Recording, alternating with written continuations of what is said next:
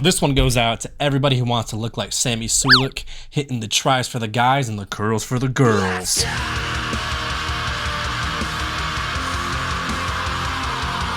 But as always in our how to grow videos, we need to go over the anatomy and the nitty-gritty stuff before we get into the training. So anatomy for our words is back once again. So when you're looking at your bicep, what do you have? You have two heads and a connection down by your elbow. And those two heads connect. One is up right in the coracoid process, right in the front of your shoulder. And the other one sneaks up behind your shoulder. Connects actually kind of into your scapula, which is where the socket is, behind the labrum.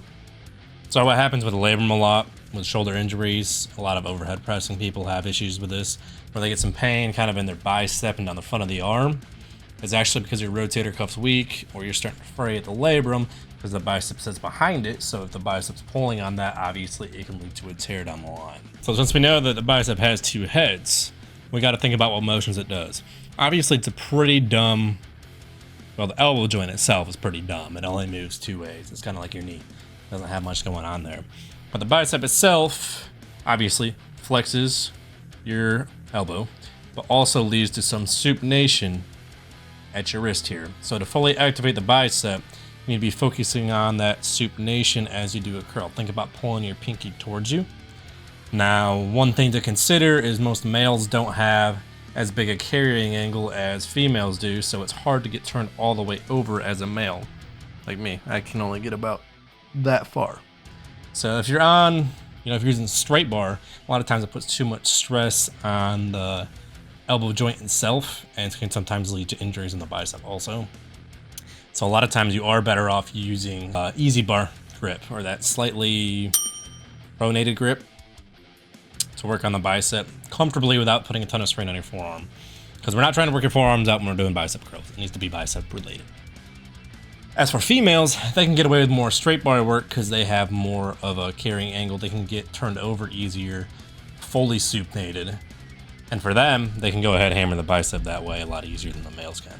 Besides that, we also talked about how that long head connects up over the shoulder joint. Since it crosses two joints, it also helps flex your shoulder a little bit, and it helps a little bit with abduction also, which is a consideration to make once we get into the training section.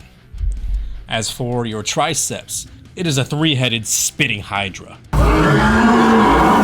One head connects up into the scapula, being the long head, whereas the other two kind of hang out right on your humerus and barely cross over the elbow joint to help with elbow extension. So same thing here, since it crosses two joints, it's going to help some with shoulder extension. Another thing to think about when we're going to add this into our training. But another ancillary motion that it helps with also is just your adduction of the arm. So when you're doing push downs, think about, you might want to extend, adduct a little bit, and then extend to really hit all three heads at once. And now we'll get into the training part, in which the same constants always apply with training. Your intensity and your mechanical tension are always going to be there no matter what. You need to keep those two things high. Your rep speed needs to be good and your form needs to be good. Those are across the board, any muscle you train. So once you have those two things standardized, that should always be standardized, you want to start looking at increasing loading and increasing your volume. Those are the two ways to grow and progress as you're training arms.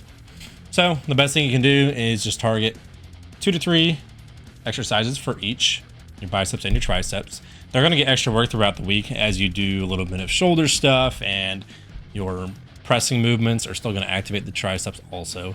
So they count into your weekly volume load, although they won't be, directly targeting them more than other muscles, like the isolation work does. So that's why I usually tell people between 2 to 4 sets per session is fine on each exercise for your arms. They respond pretty well to extra volume, and you're getting more stimulus throughout the week as it is. So you don't feel like you need to do 5 to 10 sets of each kind of curl during one workout to get to your 20 sets or whatever a week. You're going to be getting more volume throughout the week with your other compound motions also. So for the biceps, I would choose one motion that has you more supinated. And as I talked about, guys, you might not be able to get all the way fully supinated without feeling a lot of tension in your forearm. which is fine. So use the easy bar or the machines that have you slightly pronated, but mainly supinated all the way over. And then choose another motion that has you more neutral, like a hammer curl, because that allows you to hit the brachialis. That is a little muscle that kind of goes underneath your bicep, helps pop it forward a little bit, and that gets activated more when your elbow is neutral. I didn't go over that in the anatomy section because it is such a small muscle that does literally like one thing, but it's something to keep in mind when you're training your biceps. And as for your triceps, we have a lot of debate back and forth in the scientific community as to whether or not you can bias one head or the other. The EMG studies, the basement studies, the garage studies. You got Brett Contreras throwing pads on his ass cheeks to try to measure how much glute activation he gets with glute exercises. You never know exactly what actually works without any concrete data. We're not quite there yet scientifically, but in a way, are you really hurting anything if you do exercises that bias one motion a little more or the other? Probably not. So, why not do one overhead motion where you're over top here to let you extend overhead to put more stretch on the triceps, and then choose another push down motion to give you your 2 exercises that you're probably going to do twice a week, because you're still going to do your pressing movements. And I know some people like doing close grip bench press. Also works. Not the worst thing in the world to have some variety in there. But if you're doing a straight bar push down, I will recommend keeping the arm closer to your body, because we know that adduction is one of the motions there. Trying to stack the joints. So think about having your hands, your elbows, and your shoulder all on top of each other. So you don't want your elbow flared way out as you're doing this. You want it underneath you, adducted. And you're going to have your hand kind of in the middle of the bar. You can go a little bit closer and just play with it, see what you feel the most. But while you're doing this, try to also, so you push down, but on the way back, up, try to drift your elbows backwards a little bit. So this is going to take that shoulder out of it. And what you see a lot of times, people will push down as they get to the bottom, they round their shoulder forward, and now you're getting a lot of shoulder involvement. So to combat that, think about pulling your shoulder back, especially on the eccentric portion, letting the elbow drift behind you a little bit, and now you're placing all that tension on the tricep by pushing the elbow backwards versus having it here where you're using your shoulder to help out with the eccentric portion.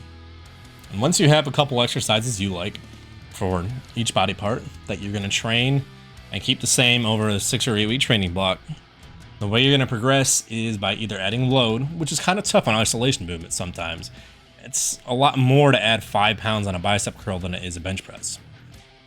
So you might want to start adding a little more volume. So that's more reps or sets. And you think, if you're adding a whole set, think about how much more volume load that is.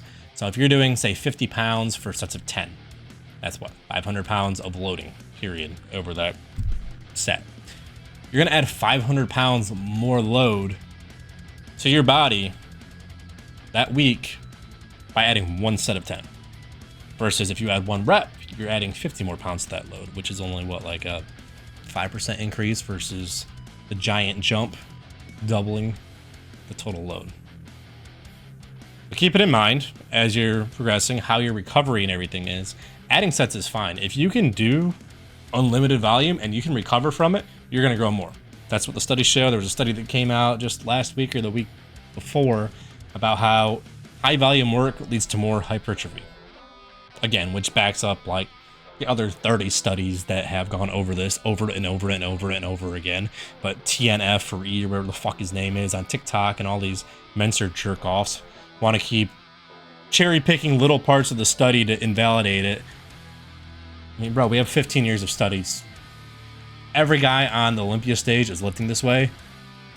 I think it's working. I'm not here just to drive clicks. I'm here to give you the information you need to grow.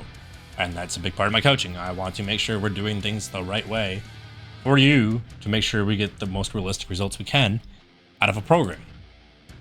A lot of people on social media are trying to sell their method, hardline on it, and it becomes an issue of them trying to indoctrinate people into their little cult, which, yes, then they do get more clicks that way and they have a more hardcore following, but it's not necessarily the right way to do things. Just look at Joel Seedman.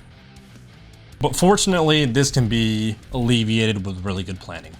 So if you need good planning, make sure to go to my Instagram, hit the first link in my link tree, and schedule a coaching consultation. That way we can go over a plan, build you a diet, a workout plan, check in every week, and make the most realistic results we can to build the best you possible.